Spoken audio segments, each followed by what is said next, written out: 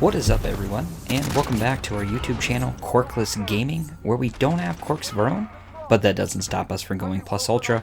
I'm your host, Zelly, and for today's episode, we are back with another installment of OP weapons for Call of Duty Modern Warfare, bringing you those top-tier classes that are a must-have for every player. Now, before we get too far in today's episode, I want to give a shout out to everyone that has supported the channel so far. We first started out with a goal of reaching 50 subscribers and 100 views on an episode, but now we have 60 subscribers and over 200 views on our first episode. That has absolutely blown us away, and we are extremely grateful.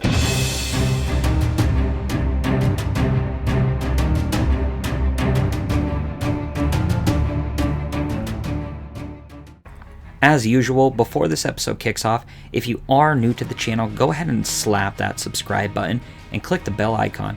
Doing so not only notifies you each time that we post a new episode, but it also helps our YouTube channel grow. Now, for today's episode, we will be reviewing one of my absolute favorites, the MP5, and the attachments that I have equipped to it that I think work best for me. This gun is an absolute monster. The new adjective I'm going to start using to describe the guns that I have in these videos is an absolute smasher, and I think this gun absolutely qualifies for that. As you can see, this is one of my top favorites to use, so I'm pretty happy to get back to using this gun.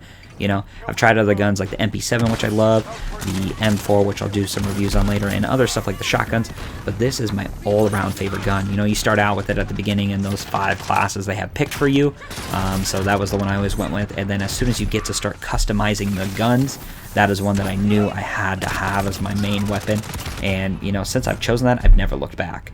So we're going to go ahead and start going over the attachments that I have equipped for this. Starting off is the subsonic integral suppressor. So, you know, you got the 4 pros for that and the 1 con. The pros are sound suppression, which is pretty self-explanatory.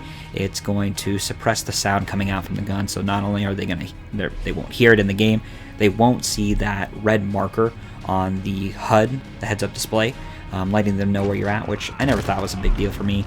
I never mind when people can see that.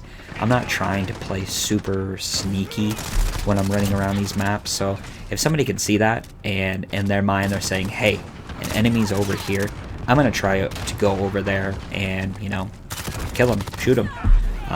To me, I kind of encourage that because I love when people come over to me because that gets me a couple extra kills, hopefully.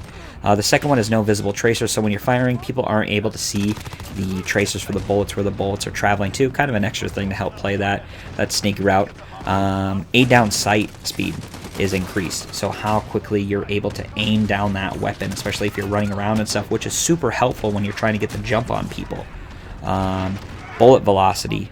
That's a con on there, but real quick, no enemy skulls are going to pop up, so anytime you do get those kills, the other team isn't notified with the red skulls letting them know where their teammate had died. A con is bullet velocity, how fast the bullet travels, but that itself is not really too big of a deal. The next one we're going to go over that I have attached is going to be the Commando foregrip. There's 2 pros and 1 con for that, so this is another nice attachment. I always go back and forth between the Commando foregrip or the Merc foregrip. Honestly, I haven't used the Merc foregrip on this gun. I've just always used the Commando foregrip. Kind of one of those old sayings, you don't change the feet of a horse that's winning. So since this gun has worked so well for me so far with the Commando foregrip, I've just never changed it. I've never tried anything else. So if that is something that you prefer on this gun, go ahead and leave a comment below.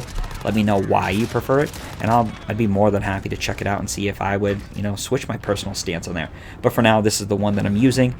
So for the pros on that is recoil stabilization. So it's going to control that recoil and the barrel rise, so your barrel's not flying up each time that you pull the trigger. It's kind of one of those hard things with the submachine guns. You know, they're spitting those bullets out so fast that the barrel sometimes kind of goes all over the place. So this is one of those things that helps minimize that and keeps that under control, so it's super nice. Aiming stability was another pro on there. Aiming stability, what that does is from when you're aiming down the sights and kind of moving around and stuff, it helps with the gun not swaying around so much. So like if somebody's moving, you know, horizontal, you're trying to keep up with them, and your gun's not just swinging around everywhere. You're able to stay locked onto them and not have to worry about, you know, missing your target. The con for that is movement speed. You know, when you're aiming down that sight, you're trying to aim on them, it's not moving so fast, so it's kind of a drawback. But as I previously stated in the first episode, I'm more of a hip fire kind of guy, so that one's not a big deal for me. Now, the next attachment that I will be going over is going to be the 10mm auto 30 round magazine. This is the one that I choose to go with. If you're happy with the gun so far without attached, I would recommend going with the 45 round mag.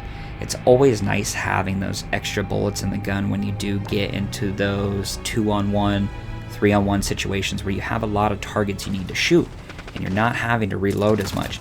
That's probably the only drawback from the MP5 to this gun, where you can have that 60 round extended magazine, and in this one, the one that I choose, I only have 30. And the other one is only 45. And there's been plenty of times, I mean, the last video I showed where I used all 60 of those bullets to get all of those kills, and if I didn't have it, I would have had to reload, and if I had to reload, I'm not sure if I would have made it out of there. But for me personally, I choose to use the 10mm auto 30 round magazine. For that, it's got 2 pros and 2 cons, but in my book, this is a must, something that I absolutely needed. So the pros for those, the first one is damage. Increases the damage, and you guys know already in my book I always talk about anything that increases the damage on a weapon is something that I'm always going to attach onto my weapons. It just seems silly to me to not want that on a gun. Why would you know, I can see that you're needing it for attachments for other things if you're trying to play a more fast-paced play style, but increasing the damage shouldn't be a negative thing, so of course I had to slap that one on there. The next pro is range. You know, giving it that little extra range so this gun can reach out and hit those farther targets, absolutely awesome. The 2 cons, fire rate and aiming recoil. You know, we already had that, the Commando foregrip to help with the recoil control, so that kind of equals itself out. But the fire rate slowdown is an okay sacrifice since we're increasing the damage. It doesn't spit out bullets as fast, but the higher damage will make up for it. The next attachment that we have here is the stippled grip tape. With that, you have the 2 pros and 1 con for that. So for the pros, you have the aim down sight speed. So how quickly you can aim down the sight. It's pretty nice to have, you know, when you're running around in these fast-paced situations, especially when you are playing on a map like Shipment, that it's just so crazy like this. A lot of time, you know, it's nice to play that hit fire style, but if you are needing to aim really quick, especially if somebody's a bit further away, it's nice to be able to pull your gun up super fast and not have to worry about, okay, am I going to be able to pull it up before the opponent does. So there's that. Then you have the sprint to fire speed. How fast you are able to start firing your gun when you're getting out of those sprinting situations. That's absolutely huge, especially when you're running around these smaller maps. You're constantly on the move. You need to be able to pull that trigger quickly, or else you're just going to be toast. You're not going to win those situations. So this is definitely something you need to get that one-up advantage on your opponents. With the con on there being aiming stability, you know, we did have the Commando foregrip did add for the aiming stability on the weapon. So with that con being aiming stability, you know, again, it just balances itself out. It takes it from that +1 back to 0, doesn't make it any higher or lower. So, you know, with this attachment, this is another one that I don't have an issue equipping because I feel it is beneficial in my book. The main one, like I said in the last video, that you are always going to see on every single one of my weapons. I save it for the end just because it's one of those ones where you don't really need much detail on because it's pretty self-explanatory. The full metal jacket with the bullet penetration just increases that damage. You know, I'm always going to make the argument, why would you not want something that increases the damage on your weapon?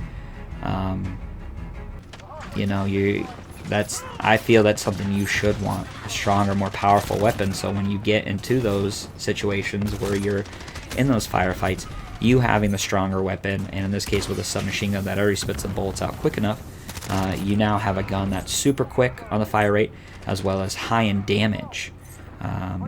So you're able to mow down those enemies, and especially with when you have a higher damage, and you have those higher magazines, you're not having to go through so many bullets to get those kills. And when you have those higher magazine capacity, you don't need to constantly keep reloading. Like I constantly talk about, I don't know how many times if I had any less, either bullets in the magazine or any less damage on my weapons, there would have been so many situations where I would have been dead. My guy would have been killed because my bullet, the gun wasn't strong enough, or I didn't have enough bullets. So these are definitely those lifesaver situations where it does make it more beneficial to have those on there. So like I said, I'll always recommend the full metal jacket no matter what. But if you don't use it, tell me in the comments below what you would use instead, and I'll see if that works out for me. But that's going to wrap up today's episode, guys, for this new installment. So thank you guys so much again for tuning in to catch this episode. If you haven't already, be sure to slap that subscribe button and the bell icon. If you found this video helpful in any way, please click that like button. I'd love to hear from you guys as well in the comments below. Let me know the attachment you use for the MP5. If they differ from mine, I'll go ahead and check them out, and maybe I'll do an episode in the future. Or if you want this series to continue and you have any other guns you'd like me to try out, go ahead and comment below. Let me know what those guns are and what attachments I should use. So thank you guys again so much for tuning in. It does mean the world to us. All of your support is truly appreciated. But that's everything for me, guys. So this is your host, Zelly, signing out. Much love, and remember, go beyond, plus ultra.